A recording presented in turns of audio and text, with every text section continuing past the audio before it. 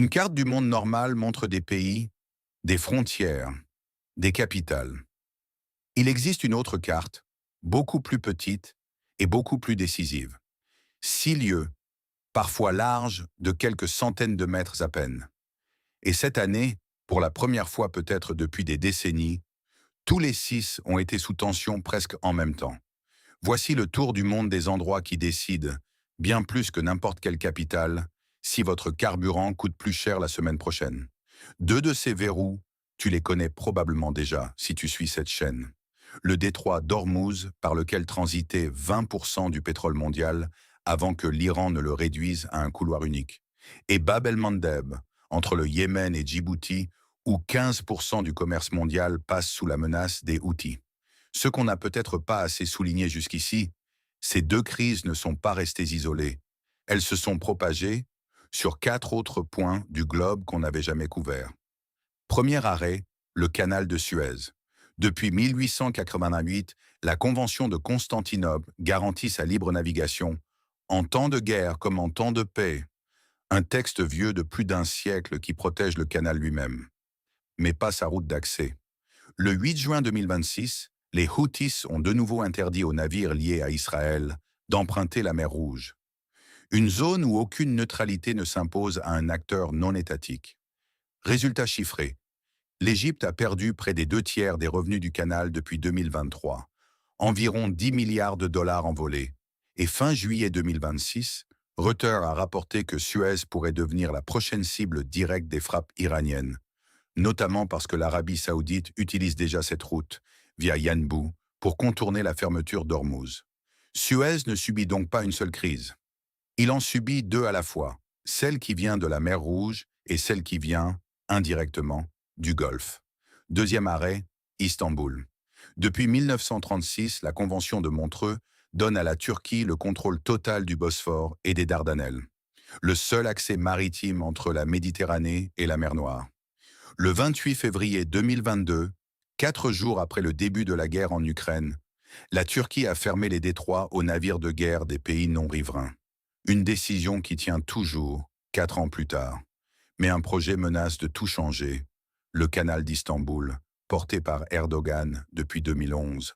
50 kilomètres, entre 10 et 25 milliards de dollars de coûts estimés. Un nouveau passage, parallèle au Bosphore, qui ne serait pas couvert par la Convention de Montreux. Autrement dit, la Turquie pourrait, un jour, faire payer un péage là où le traité de 1936 l'interdit formellement. Le projet divise profondément le pays entre risques écologiques dénoncés par l'opposition et ambitions stratégiques du pouvoir. Troisième arrêt, à des milliers de kilomètres de là, le Panama. Janvier 2025. Dans son discours inaugural, Donald Trump affirme que la Chine opère le canal de Panama et promet « on va le reprendre ». Le sujet précis, une filiale du conglomérat hongkongais Sekai Hutchison gérait 2 ports clés du canal, Balboa et Cristobal. Fin janvier 2026, la Cour suprême du Panama annule ces contrats, jugés inconstitutionnels. Les ports passent sous gestion temporaire de Maersk et MSC.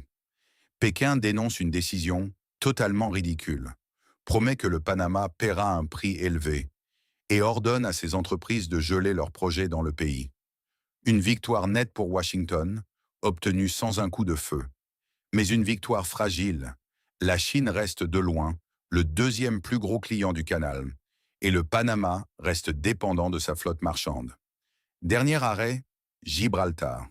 En mars 2026, pendant que le trafic s'effondre de 95% à Ormuz et de 60% à Suez, Gibraltar est devenu une véritable soupape de sécurité pour le commerce mondial. Plusieurs grandes compagnies, dont Maersk, y redirigent une partie de leur trafic.